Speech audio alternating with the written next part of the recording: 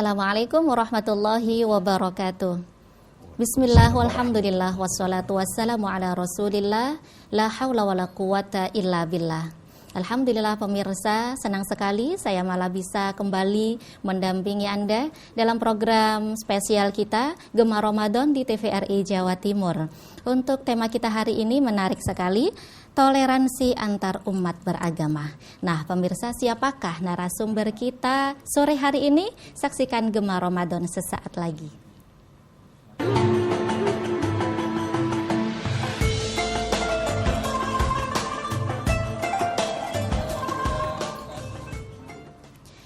Baik, pemirsa TVRI Jawa Timur yang dirahmati Allah, alhamdulillah Gema Ramadan telah kita hadapi sekarang ya. Kita menuju Gema Ramadan dengan tema toleransi antar umat beragama yang akan dipaparkan dengan jelas oleh narasumber spesial kita hari ini. Kita sapa bersama Bapak Dr. Andes Kiai Haji Kasrowi Ahmad MHI.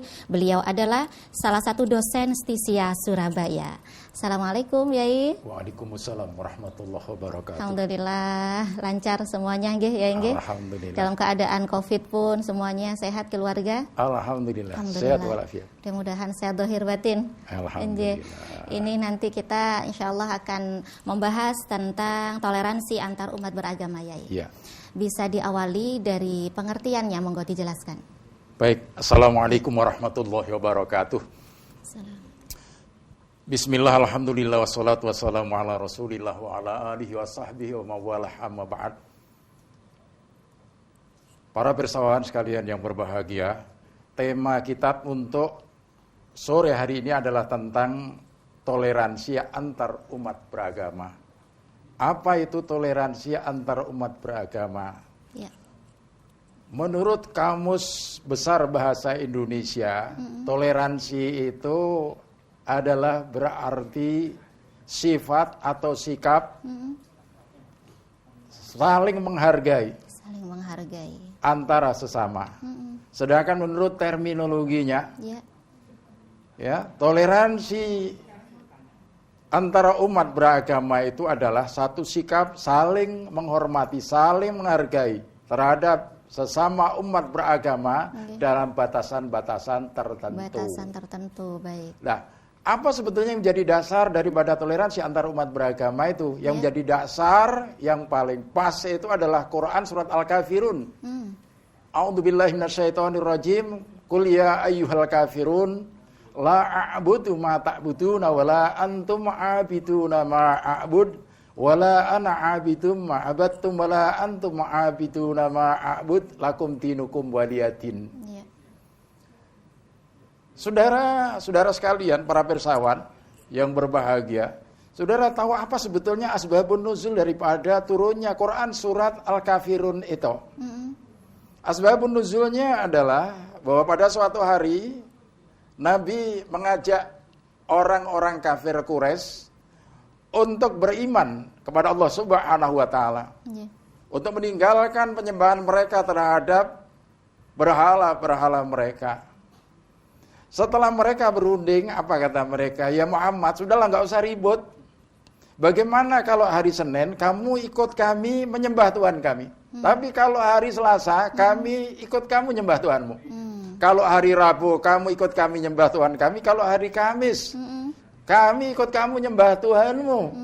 Akhirnya apa? Turunlah Quran surat Al-Kafirun ayat 1 sampai 6. Qul ya ayyuhal kafirun, katakan ya Muhammad, wahai orang-orang yang kafir, la a'budu ma ta'budun. Aku tidak akan menyembah apa yang kamu sembah. Wala antum ma'abiduna ma'abud, dan kamu pun juga tidak akan menyembah apa yang aku sembah. Wala ana abidum ma'abattum. Wala antum ma'abiduna ma'abud, lakum dinukum waliyadin. Ya. Sekali-sekali kamu tidak akan menjadi penyembah apa yang aku sembah, dan aku pun juga tidak akan menjadi penyembah apa yang kamu sembah. Lakum dinukum waliyadin, bagimu agamamu dan bagiku agamaku. Jadi lakum dinukum waliyadin. Dari sini menunjukkan bahwa toleransi itu ternyata ada batasannya. Apa toleransi? Itu kalau dalam bidang akidah Ya. dan dalam bidang ibadah itu tidak boleh. Tapi kalau toleransi dalam hal Ya. misalnya masalah sosial, hubungan kemasyarakatan, masalah politik, masalah ekonomi, ya, itu boleh. Masalah keamanan boleh, kita saling membantu dengan mereka. Ya. Boleh. Itu Baik. kayak begitu. Lah, Profesor Dr. Mufti Ali sendiri mantan Menteri Agama di era Pak Soeharto dulu. Beliau mengatakan bahwa sebetulnya toleransi ya itu ada 3 macam. Ada toleransi intern umat beragama, kemudian toleransi antar umat beragama dan toleransi antara umat beragama dengan pemerintah. Dengan pemerintah. Lah, yang pertama adalah toleransi toleransi intern umat beragama. Baik. Kita sebagai muslim sendiri tahu bahwa organisasi sosial keagamaan Islam di negeri ini banyak. Ada NU, ada Muhammadiyah, ada Al-Irsyad, ada Persatuan Tarbiyah Islamiyah, kemudian ada Al-Wasliyah, ada Persis, dan ada lagi yang lain. Nah, sebagai muslim kita semua tahu bahwa umat Islam itu adalah bersaudara. Oleh karena itulah yang perlu dimantapkan dulu apa? Sampai dikatakan oleh Nabi, iyyakum wad-dhanna fa inna dhanna akdzabul hadis. Ya. Jauhilah prasangka buruk. Kenapa? Karena sungguhnya prasangka buruk itu adalah sedusta-dusta perkataan. Wala tajassasu, jangan saling mencari kesalahan. Wala tahasadu, jangan saling menghasut. Wala tadabaru, jangan saling membelakangi. Ya. Kemudian wakuna ibadallah ikhwana, maka jadilah hamba-hamba Allah yang bersaudara. Nanti kalau kita sudah tahu ini, insya Allah kita toleransi dengan sesama umat, ya, sesama atau toleransi dengan intern umat beragama itu mudah. Karena apa? Kita umat Islam itu Tuhannya satu, Allah. Kemudian Nabi panutannya satu, Muhammad Rasulullah. Kitabnya satu, Al-Quran. Kalau sholat menyembah pada Tuhan yang satu Allah, menghadap pada kiblat yang satu Ka'bah. Kalau mati dibungkus dengan kain kafan yang sama, ya, dihadapkan ke arah kiblat juga sama. Sehingga kalau tahu itu mestinya kita sama muslim itu ya toleransinya tinggi. Jangan sedikit-sedikit ilo-iloan, jangan itu. Itu merusak persatuan. Baik, ya. Berbicara tentang toleransi. Ini kan sebentar lagi setelah Ramadan tentunya masuk bulan Syawal. Nah, yang terjadi ini pertanyaan tahunan ini mungkin ya. Ketika umat Islam merayakan Hari Raya Idul Fitri, nah apakah tetangga yang sebagai penganut agama non-muslim itu harus menyampaikan, mengucapkan selamat Hari Raya juga dalam rangka ini toleransi? Begitu juga sebaliknya ketika mereka merayakan Natal atau dan yang lainnya hari raya mereka, apakah umat muslim juga diharuskan mengucapkan selamat itu, Yai? Oh ya. Jadi sebentar lagi hari raya. Kalau kita berhari raya, apakah kita yang punya tetangga non muslim ya itu harus mengucapkan selamat Idul Fitri? Tidak, kita umat Islam tidak menghendaki itu ya. Oleh karena itulah maka saudara-saudara kami yang beragama non-muslim pun kalau mereka merayakan agamanya ya jangan mengharap umat Islam mengucapkan seperti itu. Sebab itu sangat rawan, yang penting dalam kehidupan kita bermasyarakat saling menghormati, saling menghargai. Kalau urusan-urusan misalnya saling memberi hadiah, saling memberi makanan, itu tidak ada masalah itu. Ya. Tidak ada masalah. Mungkin ada hukum tersendiri bagi umat Islam ketika mengucapkan itu selamat itu, bagaimana, Yai? Ya, untuk menjaga masalah akidah kita lebih baik tidaklah. Karena itu menyangkut persoalan akidah. Akidah itu melenceng sedikit bisa jatuh ke lembah kemusyrikan yang sangat dimurkai oleh Allah. Oleh karena itu lebih baik tidak. Itu lebih amannya itu tidak. Gitu. Baik, contoh lagi, Yai, misalkan ini satu keluarga nih yang berbeda kepercayaan. Kan tadi kalau tetangga sebaiknya tidak, tetapi dalam keluarga misalnya ada ibunya, orang tuanya atau kakak adiknya ini berbeda kepercayaan. Dan salah satunya tentunya ketika hari raya itu masing-masing yang mereka percayai itu dirayakan di dalam rumah itu, sementara kita satu rumah.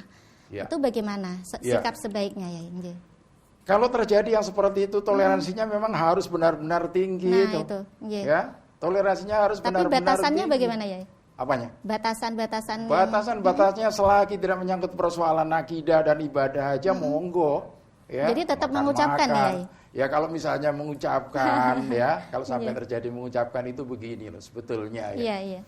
Dalam bukunya Profesor Dr. Kuliah Shihab sendiri Wawasan Al-Quran, di situ Iya. dikatakan bahwa ya sebetulnya mengucapkan selamat Natal itu di situ itu ada 3 pendapat. Pendapat pertama boleh, pendapat kedua ya haram, pendapat yang ketiga boleh dengan syarat. Boleh dengan syarat. Pendapat pertama yang menyatakan boleh itu berdasarkan Quran surat Maryam ayat 34 itu panjang sekali. Iya. Ya, kalau diambil intisarinya, rasa sakit menjelang melahirkan memaksa Siti Maryam bersandar pada sebuah batang pohon kurma.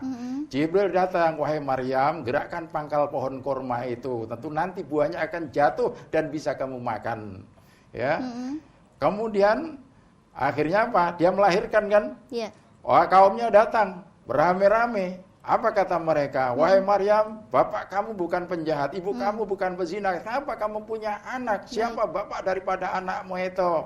Ya, tapi Maryam tetap diam karena dia diperintahkan oleh Jibril untuk puasa tidak berbicara. Baik. Tapi akhirnya menunjuk, dia hanya menunjuk kepada bayinya itu.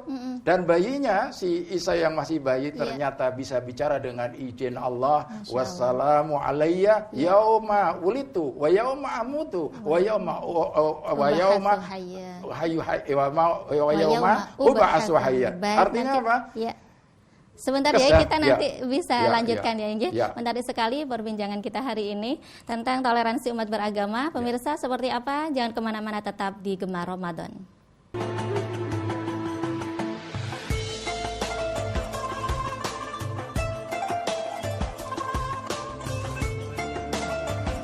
Baik pemirsa TVRI Jawa Timur, terima kasih Anda masih setia bersama kami di Gemar Ramadan. Bagi Anda yang ingin bergabung bersama kami berikan kesempatan dengan telepon interaktif di 0315678216. Tema kita hari ini toleransi antar umat beragama, yang insya Allah nanti akan bisa dijawab oleh narasumber kita Bapak Dr. Andes Kiai Haji Kasrawi Ahmad MHI, yang mana beliau adalah dosen Sisia Surabaya. Baik, Kiai, dilanjutkan sedikit tadi mengenai Ibunda Siti Maryam yang melahirkan di bawah pohon kurma. Jadi di akhir ayat Al-Quran surat Maryam 34, di situ ya sampai dikatakan oleh Isa Al-Masih yang masih bayi itu, dia katakan bahwa wassalamu alayya yauma wulitu wa yauma amutu wa yauma ub'atsu hayya. Kesejahteraan semoga dilimpahkan oleh Allah kepada saya di saat saya dilahirkan, di saat saya dimatikan, dan di saat saya dibangkitkan kelak. Oleh karena itulah makanya kalau misalnya ada orang mengucapkan selamat Natal tapi dengan keyakinan dia bahwa Isa adalah seorang Rasul utusan Allah, ya tidak lebih daripada itu, berarti boleh. Ya, itu satu. Pendapat yang kedua adalah yang mengharamkan dengan keras. Alasannya apa? Alasannya akidah. Karena persoalan akidah itu persoalan yang sangat pokok, melenceng sedikit bisa jatuh ke lembah kemusyrikan yang dimurkai oleh Allah. Makanya salahkah mereka? Tidak. Yang menyalahkan yang keras seperti itu tidak salah, karena tujuannya baik untuk melindungi masalah akidah. Kemudian yang ketiga itu adalah ya boleh dengan syarat. Kalau misalnya orang yang mengucapkan itu akidahnya sudah mantap dan tidak goyah, berarti dia boleh ya dalam situasi-situasi yang terpaksa. Misalnya apa? Kebetulan dia kerja, direktur pabriknya misalnya seorang pendeta atau seorang yang beragama Nasrani misalnya. Sementara di saat Idul Fitri dia juga dapat bingkisan, lebaran, dapat macam-macam. Kalau tidak mengucapkan itu kan yo gak enak. Dia boleh kalau memang akidahnya tidak tergoyahkan. Baik. Nah, ya di keadaan kita pandemi Covid ini ya. Di COVID-19 ini banyak tentunya paguyupan. Baik, kita tahan dulu pertanyaannya. Kita sapa pemirsa, alhamdulillah sudah bergabung. Assalamualaikum. Waalaikumsalam. Dengan siapa, Bapak, gimana? Bapak Khairul Sidoarjo. Bapak Khairul Sidoarjo, monggo pertanyaannya, Pak. Bagaimana cara mengatasi perbedaan agama di Indonesia? Baik, terima kasih Pak Khairul. Monggo, Ya, Yai. Bagaimana cara mengatasi perbedaan agama di negeri ini, di Ya. Indonesia ini? Menarik Bagaimana sekali nih tadi saya pertanyaannya. katakan bahwa menurut Profesor Mukti Ali, yang kedua tadi itu ada toleransi antar umat beragama. Ya. Ya kan? Apa yang dilakukan oleh Gus Nizam dari Wonoayu. Beliau tiap bulan secara periodik mengundang tokoh-tokoh agama dari Kristen, Katolik, Hindu, Buddha, Konghucu dengan rangka? membawa supporter masing-masing, terus termasuk Gus Nizam sendiri, itu adalah satu langkah yang sangat baik ya untuk menjaga toleransi beragama di negeri ini. Ya. Mereka membawa sponsor masing-masing, tapi mereka karena berangkat dari hati yang tulus akhirnya tidak ada ya saling meledek satu dengan yang lain. Bahkan mereka juga membawa kesenian masing-masing. Masya Allah. Sehingga indah itu kalau kita tonton di TV itu Iya. secara periodik tiap bulan. Itu sebetulnya adalah melanjutkan apa yang pernah digagas oleh Gus Dur. Makanya Gus Dur sendiri dikatakan sebagai bapak pluralisme di negeri ini. Itu kayak begitu. Makanya tidak heran Iya. ketika beliau seto, maka yang datang Iya. ya luar biasa banyaknya, termasuk dari pastor, pendeta, biksu, biarawati, dari macam-macam pemeluk agama ada. Baik. Karena pluralisme yang beliau tanamkan itu luar biasa. Jadi Ya. untuk dalam rangka kesatuan, menjaga kesatuan NKRI ya, Yai, Ya. tentunya. Iya. Kembali ke pertanyaan saya yang terputus tadi, Yai. Ya. Dalam kondisi COVID-19 ini banyak paguyupan dari non-Muslim, misalnya Konghucu atau dari Buddha dan sebagainya itu saling bersatu untuk memberikan bantuan gitu ya, baik berupa masker atau sembako.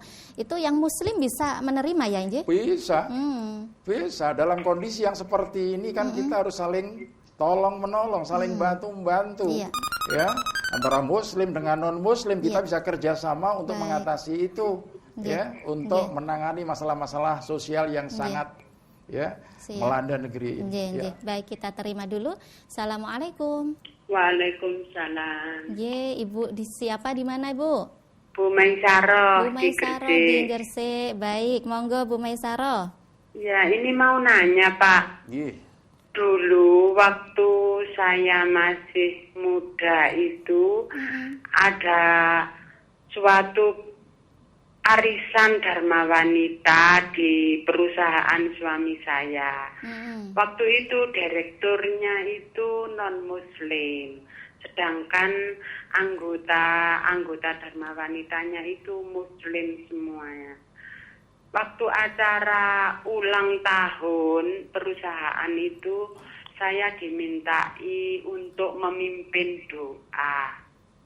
Ya. Apakah waktu itu saya belum begitu mengenal agama tentang ini, antara agama Islam dengan agama yang lain itu harus bersatu gitu. Masih Baik. muda saya waktu itu. Oke, pertanyaannya, Apakah Ibu? saya berdosa memimpin doa pada saat itu? Kalau memang saya berdosa, apa yang harus saya lakukan sekarang? Sekarang saya Iya. sudah tua. Masya Allah. Ya. Nggih. Baik. Ya, terima kasih atas jawabannya. Sama-sama. Assalamualaikum warahmatullahi wabarakatuh. Waalaikumsalam warahmatullahi Ya. wabarakatuh. Bu Maisaro di Gresik, Yai. Baik, Ibu. Nggih, monggo Jadi dijawab. kalau Ibu pada satu pimpinannya non-Muslim, tapi acara-acara itu Ibu disuruh untuk mimpin doa, Iya. kemudian Ibu berdoa, ya doa ya ala Muslim karena sampean sebagai orang Muslim, nggak apa-apa Bu, boleh. Tidak ada masalah ya, Sampean Inji. tahu saya itu pernah diundang di sebuah instansi yang kebetulan pimpinannya itu non-Muslim, Kristen Advent. 2 kali saya diundang itu, pas bulan suci Ramadan, untuk ceramah buka puasa. Saya begitu selesai diantarkan, Ustadz habis ini ceramah kemana? Saya ceramah di Pondok Chandra. Saya antarkan Ustadz sampai di masjidnya. Baik Pak. Akhirnya saya tanya, Pak, sampean itu non Muslim, tapi kok sampean ngadakan buka bersama di kantor sampean, itu motivasinya apa? Beliau mengatakan, semua karyawan saya itu bukan uang Pak, Ustadz. Ya, kalau mereka saya adakan pengajian, saya berharap mereka semua jujur sehingga perusahaan itu semakin tambah maju. Masya Allah. Masya Allah, itu kayak begitu. Nggih. Ya, Jadi dalam rangka toleransinya iya, tidak itu masalah seperti ya, itu. Bu Maisaro tadi, nggih. Ya. Baik, berkaitan dengan pertanyaan Bu Maisaro, Yai. seorang pemimpin yang non muslim ataupun muslim ketika menyapa di awal mau memulai briefing atau pembukaan rapat apa itu terkadang kan seringkali kita dengarkan Assalamualaikum, salam sejahtera, swastahum gitu ya. Nah itu apakah perlu kalau pimpinan muslim apakah perlu mengucapkan keseluruhan atau cukup sesuai akidah kita ya? Gini loh sebetulnya kalau misalnya mengucapkan Assalamualaikum warahmatullahi wabarakatuh, kemudian selamat siang dan salam sejahtera buat kita semua. Boleh yang seperti itu ya. Oleh karena itulah kita menyadari bahwa yang hadir itu berbagai macam suku, berbagai macam pemeluk agama yang ada. Ya, itu enggak ada masalah seperti itu. Saya itu seringkali diundang kalau sudah acara-acara halal bihalal, di samping acara halal bihalal di masjid, di hotel, kemudian di kantor, di perumahan-perumahan, pasti yang hadir itu campuran. Pasti yang hadir campuran. Sampai pernah pada suatu hari saya diundang di belakang kampus saya di Stesia Surabaya, di situ Manyarjo.